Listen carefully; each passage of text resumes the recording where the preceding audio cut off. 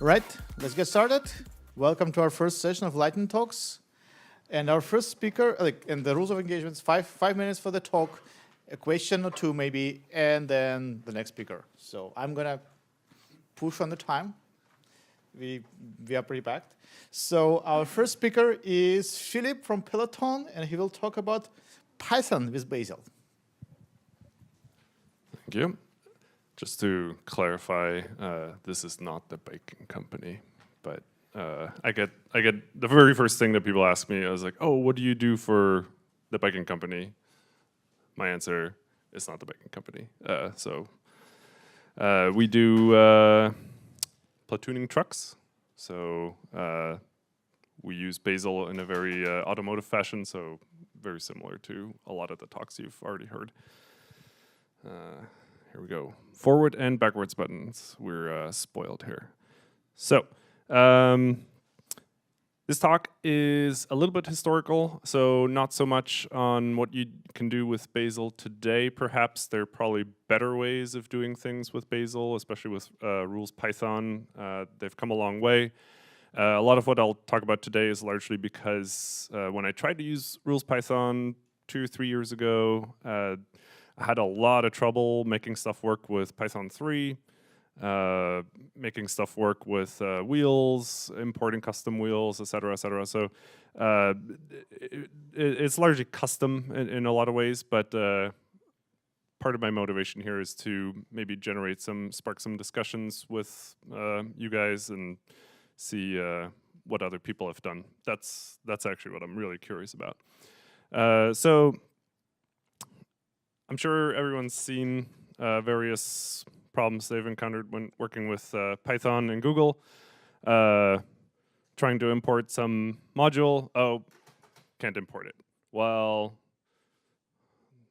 you finally dig down and you realize that the user in question has installed something with pip on their host machine and has claimed the Google folder as like the Google folder to import stuff from.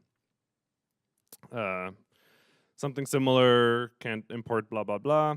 Well, the user's using a different version of Python than what you compiled your SO for, stuff like that.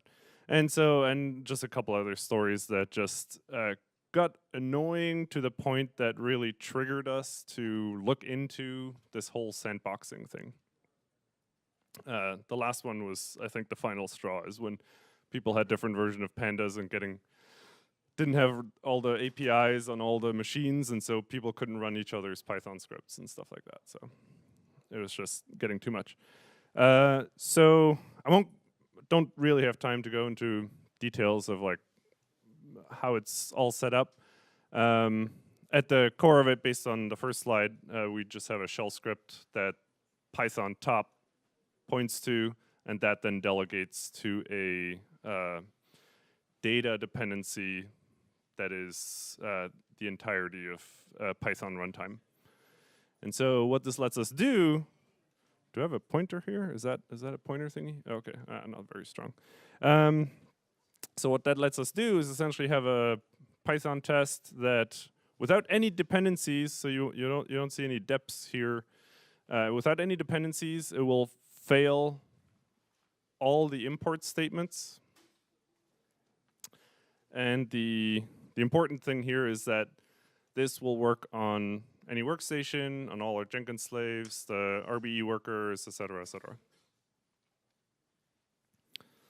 Let's see here. So so one nice benefit of this is that you have one version of Python on the host, or maybe no version of Python on the host, and whatever version of Python you have inside the sandbox. So you can Bazel run your Python environment, and you have access to whatever is sandboxed. I apologize for putting stuff so low on the screen. The people in the back might not be able to just see everything.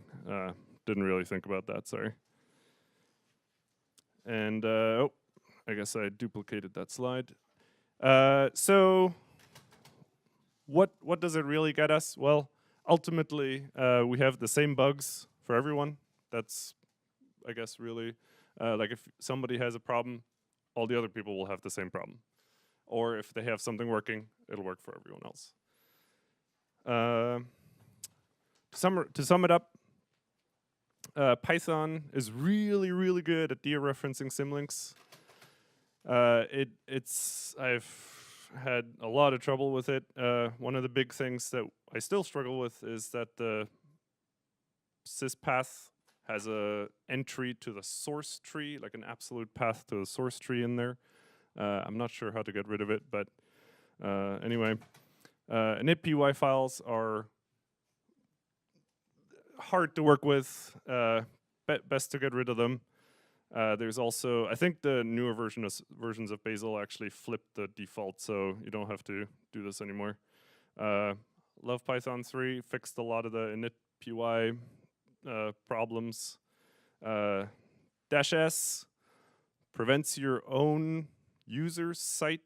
I forgot what they call it. Yeah, site directory. I thought there was a different name for it. Love wheels, precompiled stuff is pretty nice, unless you're then trying to run Python on ARM or something like that, but that's a separate story. And my biggest takeaway is always, gotta stay up to date with Bazel. Thank you.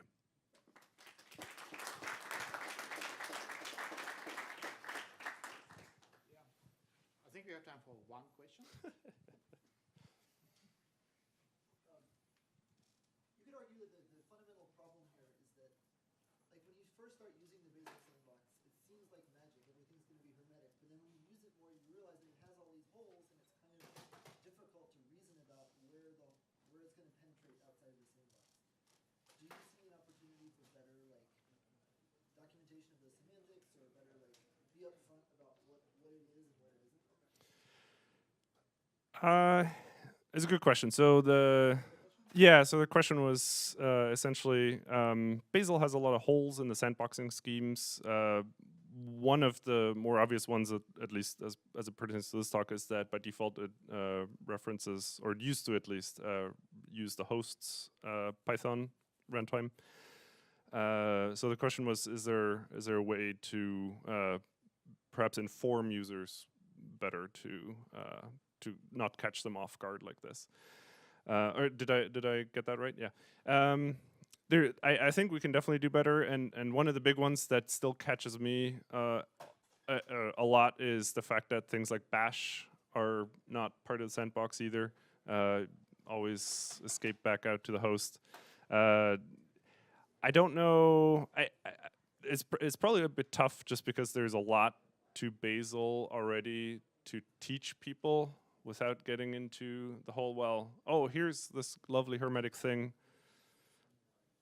but well, I guess you always have to elaborate on the nitty-gritty details at some point. So I don't know what documentation there is, but probably be a really good idea to have a page for it, for exactly that. Like, here's how Bazel does not sandbox things. Is that along the lines of what you were asking?